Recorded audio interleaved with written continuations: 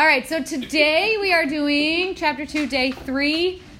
In your book, this would align with Section 2.6 and 2.9. The main topics today are multiplying and dividing signed numbers. So we're going to start the notes on the front of the packet.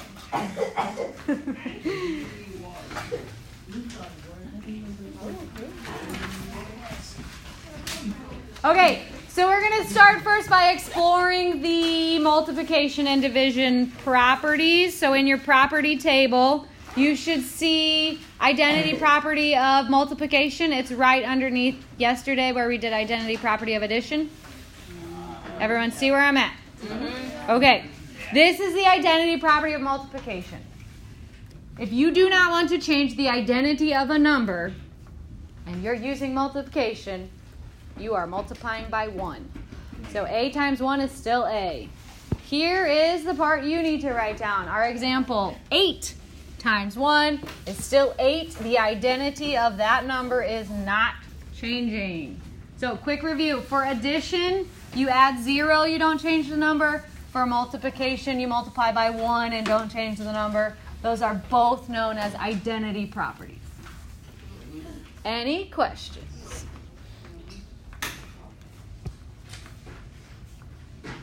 Now, there is a property of multiplication that applies to 0, but it's not the same as that identity property of addition. Here, if you multiply by 0, you get 0. Anything times 0 is 0. Multiplicative. There you go. All right, with actual numbers, 3 times 0 is 0. Multiplicative. It's a fun one. That's a difficult word. Multiplicative. I can't say it without like a weird pause in the middle. I think of it as multiplicative.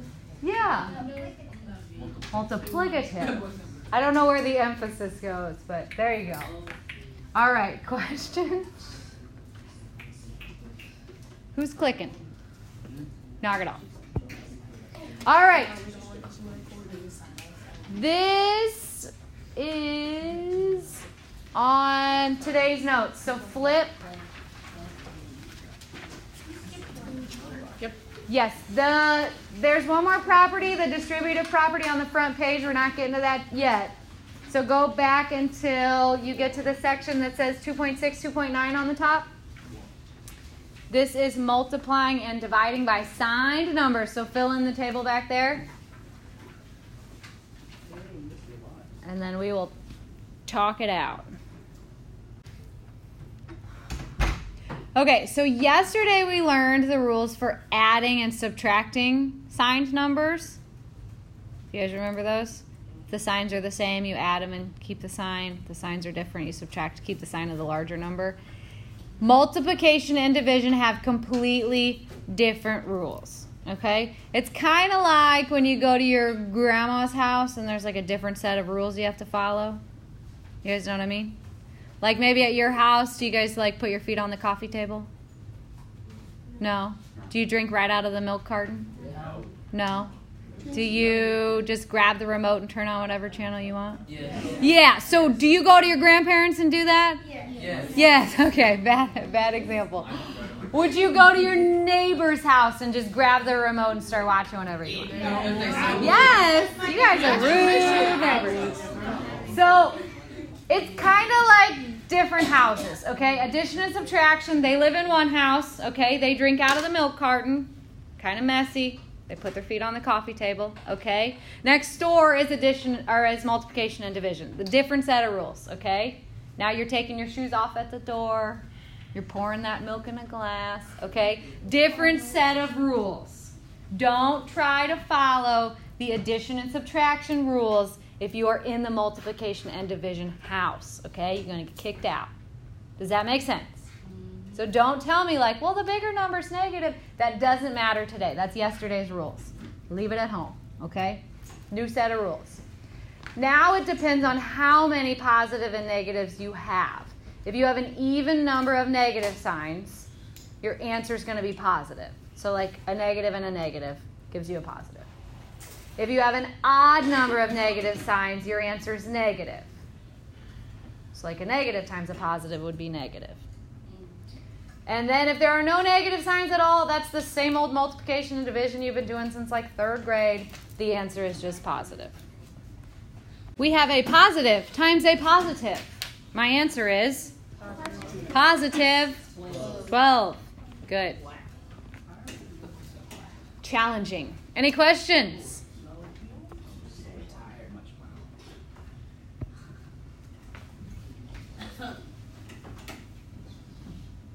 All right, we have a negative times a negative. Positive. Still 12, right? Questions?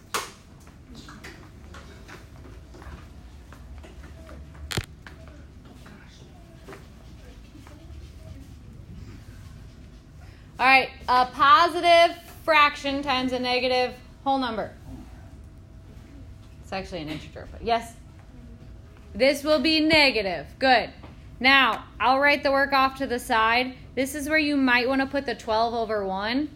So you have 1 over 4 times negative 12 over 1. And then you can reduce. So you get negative 3 over 1. Multiply across the top, negative 3. Multiply across the bottom, positive 1 gives you negative 3. I will not.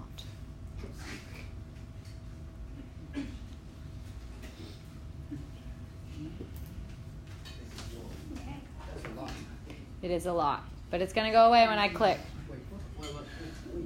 Anything handwritten disappears when I click to the next step. So, yes, write it down. All right. Oh, negative times a positive times a negative. It's going to be positive. There's an even number of negatives, so it's going to be positives. Or you can go down the line. A negative times a positive would be a negative, times another negative would turn into a positive. Yep. And then you can just multiply down the line. 3 times 4 is 12. We've already talked about that. 12 times 2 is 24. Uh-huh. Yep. You're good. Questions?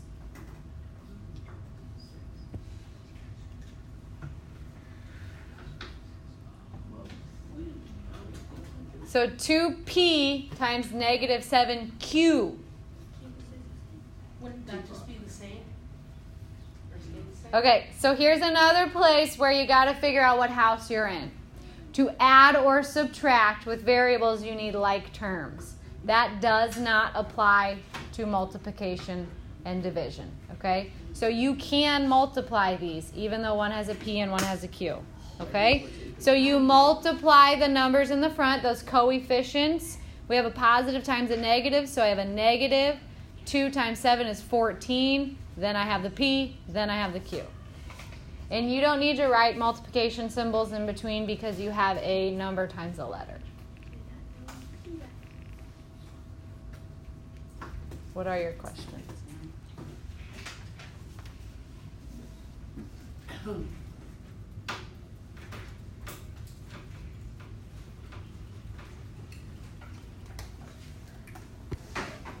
All right, here's the next one.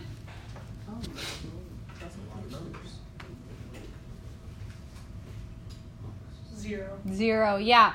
When you say that's a lot of numbers, I don't disagree, but one of those numbers is 0. And we just learned that 0 times anything is 0. So don't make it harder than it is. You don't even have to worry about the signs. There's no such thing as a negative 0.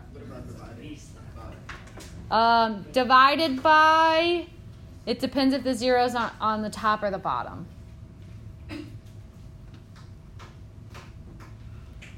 What are your questions?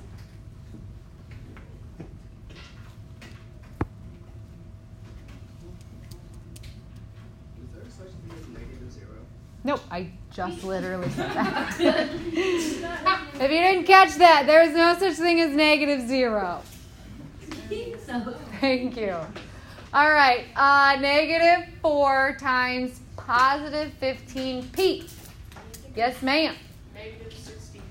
Negative 60 P, good. This might be one that you need to write out to the side so we can review that process real quick. I would figure out the signs, figure out the variables ahead of time. I know I'll have a negative. I know I'll have a P. And then you got to do that old school multiplication. That's 20. You carry the 2.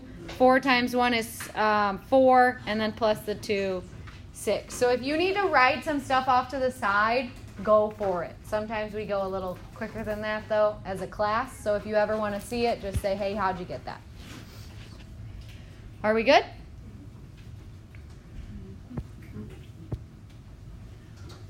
Oh, man. It's going to be positive. I know that. Good. Good start. 1/4. 1/4. How'd you do that so fast? Because I know 5 times 8 is 40. And then, You didn't do it like that? no. I just- Oh, okay. Oh, because they both end in 0. So you get 10 on the top, you get 40 on the bottom. That's one way to do it, and then reduce it. I would have actually done it this way. The 2 and the 8, since we have a multiplication problem, you can cancel anything from a top and anything from a bottom. So the even numbers give us a 1 on top, 4 on the bottom. And then the 5 and 5 give us, a 1 and a 1. And then 1 and 4 is all you have left. Yes, ma'am. I took the 5s. I just crossed out the 5s and then had 2 8 and Right. Or another way would be to just get rid of those 5s and then you have 2 8s and then 1/4. So either way, lots of ways to arrive at the right answer here. Don't get common denominators. I kept seeing that again on the test. If you're not adding and subtracting, you don't need common denominators. Okay? Multiplication and division does not require common denominators. Questions? Nope.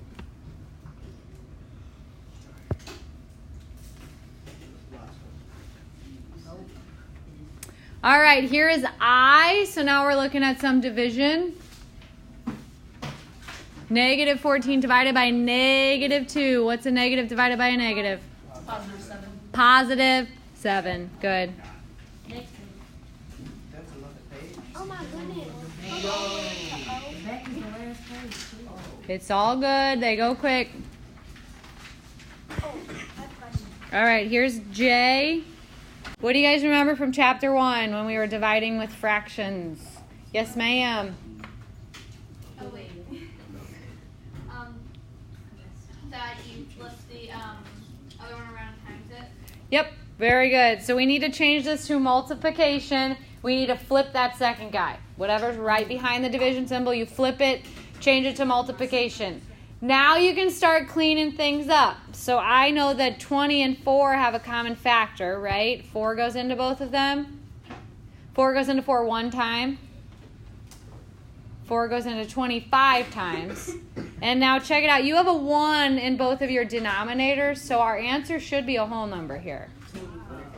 Careful. Negative 25. That is, yes. Okay, perfect example. Sometimes we get so caught up in the actual calculations that we forget to do the easy part, which is the signs, okay? So that's why usually, especially on your homework where there's an answer line, you can put that sign on the answer line right away before you start writing out all the flipping and the longhand multiplication, okay? Just take care of the easy part first before you forget. All right.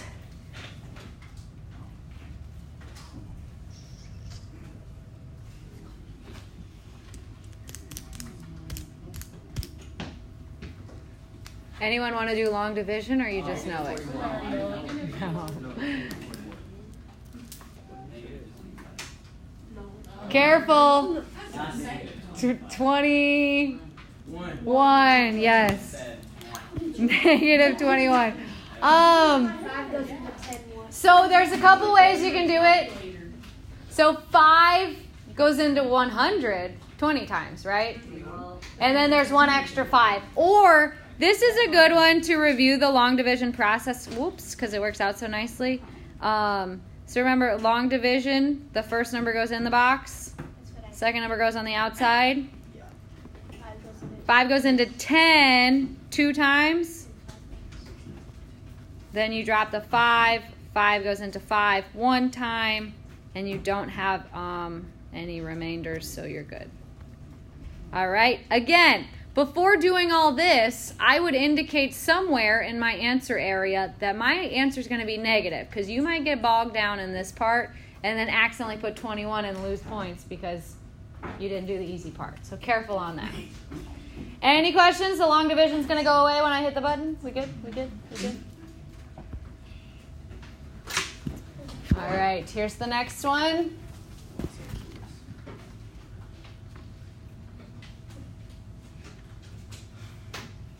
All right, so again, I would take care of my signs and my variables right off the bat. My answer is going to be negative 81 divided by 9 is 9, and I have an A that's just coming along for the ride. There you go. Now, if the A started in the top, it should be in the top of your answer as well. We know there's a denominator of 1 here that we're just not writing. If the A would have started in the denominator, you'd have to leave it in the denominator in your answer. So just be careful of where the variable is located. Any questions?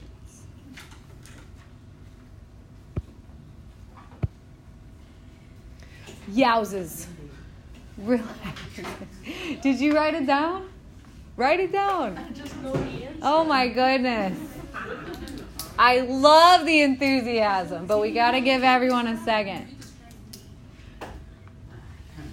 All right, so this is kind of intimidating to a lot of people. Don't be scared, okay? This is just negative 16 divided by 1/2. Sometimes it's easier to write it out like this, right? Once you write it out like this, you can see that we need to flip and change it to multiplication. So now we have a negative times a negative. My answer will be positive. Multiply across the top. 32 over 1, which is just 32 positive. Yeah, so careful. You got to rewrite it, then you got to flip it. Some people can do that in one step. Until you feel comfortable with this, I would just write it out in as many steps as you need. I don't know. Is that what you had? No. No? Were you going to say 8? I was going to say 8. Yeah, I know. Tricky. 8 would have been if you would have multiplied without flipping, so careful. Questions? Mm-hmm. Whoa.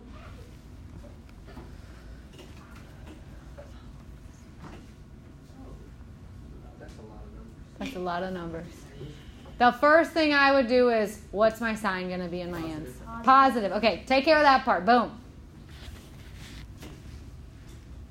And I'll give you all a second to write it down. I mean, that's how it'll be written on your homework. So I would write it in the same notation that the notes have, because that'll be the same notation that the homework has.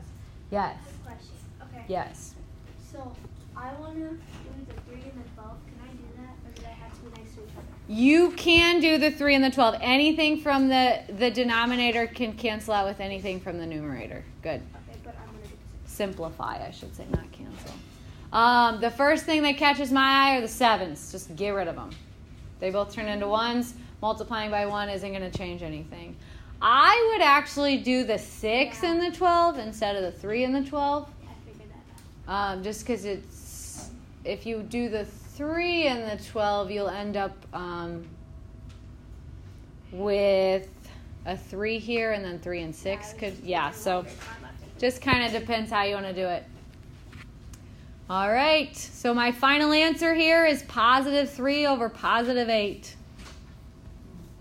So always a lot like that one we did previously where you have a fraction within a fraction. The easiest way to start this one is just to rewrite it. Just to sort of get a better understanding of exactly what's going on. So I'm going to write them both as fractions. I'm going to write the old school division symbol instead of the one big fraction bar. Now, a lot of students will be like, oh, 3 and 6, but you can't do that yet. Don't forget you got to keep, flip, change. Keep change. Or keep, skip, flip, whatever all your little memory tricks from junior high are. You do it. I just remember make it multiplication and flip the second one. All right. My answer is going to have what type of sign? Positive. Good. Multiply across the top, you get 18. Multiply across the bottom, you get 5. Still, some of you are making these mixed numbers on the test. Don't do that. Leave it improper. You're doing more work. You're making more work for me because then I have to change it back and make sure you did it right. So this is where we stop. Okay? Simplified, improper. Do we have any questions? Okay. Now, nobody wants to actually do the multiplication here, right? That's kind of crazy. So make sure you're reading the directions, all right? You don't have to give me an answer. You need to tell me if the answer is positive, negative, or 0. I don't need to know the actual numeric value of the answer. I want you to write out the problem. I don't want you to do all the multiplication. I just want you to tell me if it's going to be positive or negative. I have 2 negative signs. That's an even number. So yes, you guys are correct. That is a positive answer. You don't need to find the answer unless you love decimals. I sure don't either. I don't really like 4 fractions at a time either. It's negative. All right, someone raised their hand. Sorry. How do you know it's negative? Me? Yes. Oh, because it's odd negative. There's 3 negative signs. That's an odd number of negatives. Okay? Some people like to actually go through and like change them in pairs of 2. You know? But that's up to you. Okay? That one would be a negative. Questions? Almost done. We are almost done. Getting there. Getting there. I'm a mosquito bite on my ankle. That's great. My whole YouTube channel now knows about you. You bite on your ankle. All right. Whoa. Find the average. Who knows how to find average? Yes. Add them all together. Divide by the number of numbers. So basically we're doing -4 minus 12 plus 9 minus 10 minus 3 all divided by 1, 2, 3, 4, 5. Okay? You can write it out like this, or you can do it in 2 steps, like find the sum first and then divide by 5. Did you have a comment? Okay, give us all a second. You guys are speed racers today. What does that mean? There are 5 numbers. 1, 2, 3, 4, 5. Here, let's write ourselves a little side note. To find the average, it's the sum divided by the number. Do you guys know that that's number, not hashtag? Yeah. Number of numbers. Hashtag of numbers. Okay, so let's just go left to right up here. That would be what? Negative 16 plus 9. Negative 7 minus 10. Negative 17 minus 3. Negative 20. So negative 20 over 5, which is negative 4. There's way easier steps. What did you do? What? I just added all the negatives. Okay, that's another way to do it. So if you want to organize the numbers by signs, you can. These are all negatives, right? So that would be negative 29. And then you're going to go back towards the positive 9. So that would be negative 20 divided by 10. So you're telling me that grouping doesn't matter. What property is that? Associative. Or if the order doesn't matter, then that's commutative. So you could argue that this is either one. But yes, use those properties when they are to your advantage. Any question on average? All right. Up. Look at how fun that stuff is. Okay, today we learned average. What else? That was just the last 3 minutes. Multiplying and dividing. Multiplying. Sign numbers. And dividing. Do we have to put everything we learned down? Yup. What if I Because. If you already knew this, then I would put today we reviewed. But yes, you should still write what we covered even if it wasn't the first time you learned it. All right, if there's anything you're still wondering about, put that in there. And then give me a sample test question that you can go back later and use as a study tool. Here comes the homework. Any questions before we wrap it up?